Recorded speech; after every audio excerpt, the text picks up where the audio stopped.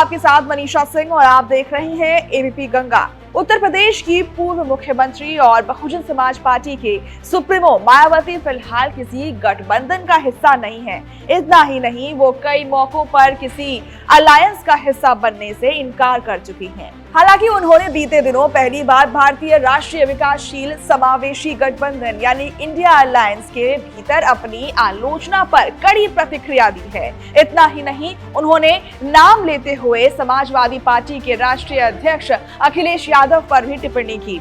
इसके अलावा उन्होंने सपा संस्थापक मुलायम सिंह यादव के भी बयान का जिक्र किया है। हालांकि सवाल ये उठ रहा है कि ऐसे में जबकि मायावती इंडिया अलायंस में नहीं है और वो भारतीय जनता पार्टी नीत राष्ट्रीय जनतांत्रिक गठबंधन में जाना नहीं चाहती हैं, तो अखिलेश यादव या गठबंधन के अन्य दलों के नेताओं की टिप्पणी से उन्हें फर्क क्यों पड़ रहा है।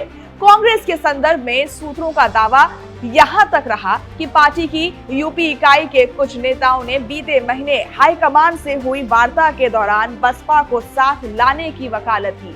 हालांकि सपा का विरोध कांग्रेस के माथे पर चिंता का बल बन चुका है। दूसरी ओर कांग्रेस ये भी नहीं चाहती है कि बसपा को साथ लाने के लिए सपा का साथ उसके हाथ से छूट जाए। कांग्रेस का स्पष्ट मानना है कि वो सपा का साथ नहीं छोड़ेगी। बसपा अगर साथ आएगी तो ये और अच्छा होगा।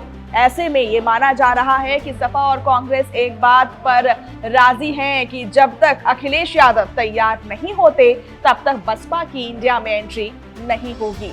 बसपा सुप्रीमो ने रविवार और सोमवार को जो सिलसिलेवार तरीके से सोशल मीडिया पर पोस्ट किए हैं, उनसे यही संदेश जा रहे हैं कि वो इस बात से असहज हैं कि इंडिया अलायंस से उनकी एंट्री पर संकट है।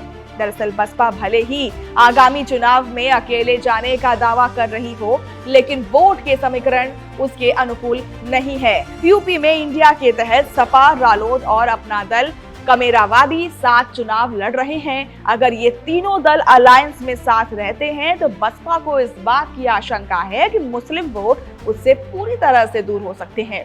सपा भी अलायंस में इसलिए बनी रहना चाहती है ताकि वोटर्स के बीच ये मैसेज ना जाए कि पार्टी मुस्लिम मतों का बिखराव चाहती है। हालांकि उसने ये स्पष्ट कर दिया है कि बसपा साथ नहीं आनी चाहिए। इस सबके बीच अगर मुस्लिम और पिछड़े मतदाताओं की बड़ी संख्या सपा, रालोद और अपना दल कमेरावादी के साथ गई तो बसपा के लिए स्थितियां अनुकूल नहीं होंगी। मायावती इस बात को समझ रही हैं कि अगर वो इंडिया अलायंस से बाहर रही तो दलित छोड़ कोई अन्य वोट बैंक उनके पास शायद ही रहे, और अगर ऐसा ही हुआ तो बसपा के लिए लोकसभा चुनाव के परिणाम उम्मीद के मुताबिक होंगे या नहीं, ये वक्त बताएगा।